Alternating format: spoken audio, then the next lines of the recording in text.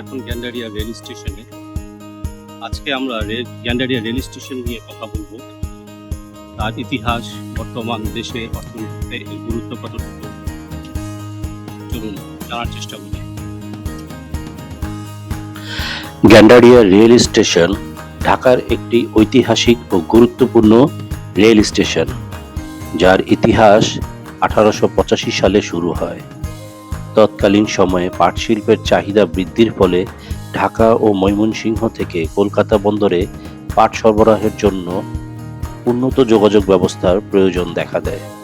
এই প্রেক্ষাপটে ময়মনসিংহ থেকে নারায়ণগঞ্জ পর্যন্ত 144 কিলোমিটার দীর্ঘ মিটার গেজ রেল লাইন স্থাপন করা হয়, যা ঢাকা স্টেট রেলওয়ে নামে পরিচিতি পায়। গ্যান্ডারিয়া রেল স্টেশন এই লাইনের একটি অংশ হিসেবে নির্মিত হয়।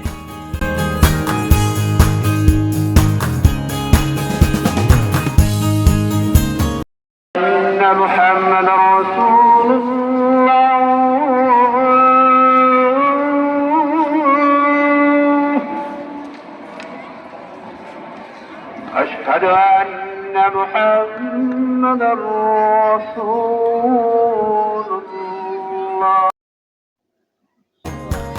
গ্যান্ডারিয়া স্টেশনটি এক সময় ঢাকার অন্যতম বাণিজ্যিক কেন্দ্র ছিল। পোস্তগোলা সাইডিং এর মাধ্যমে নৌপথে আসা পণ্য গ্যান্ডারিয়ায় আনলোড করে দেশের বিভিন্ন স্থানে পাঠানো হতো।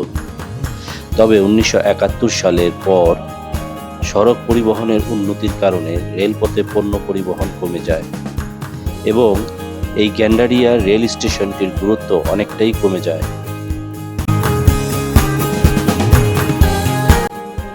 আমি গ্যান্ডারিয়া রেল স্টেশনের মূল জংশন তার কাছাকাছি চলে আসছি। গ্যান্ডারিয়া রেল স্টেশনে আমি যেখানে দাঁড়িয়ে আছি এটা গ্যান্ডারিয়া এলাকা। ঠিক এই যে পিছনের স্থাপনাটা, এটা হচ্ছে আন্ডারপাস।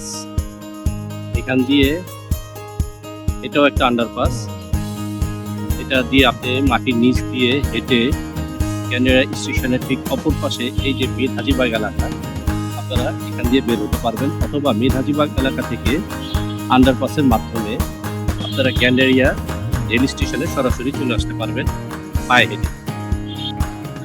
বর্তমানে গ্যান্ডারিয়া রেল স্টেশনকে আধুনিকীকরণ করা হয়েছে।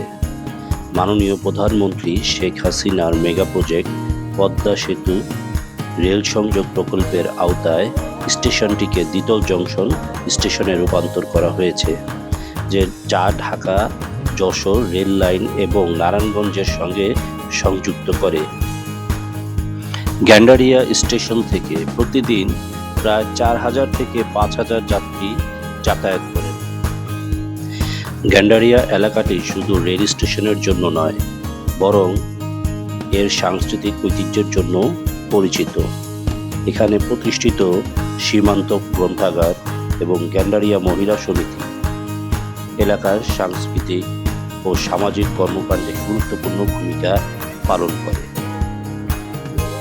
গ্যান্ডারিয়া রেল স্টেশন ঢাকার রেল যোগাযোগের ইতিহাসে একটি গুরুত্বপূর্ণ অধ্যায়।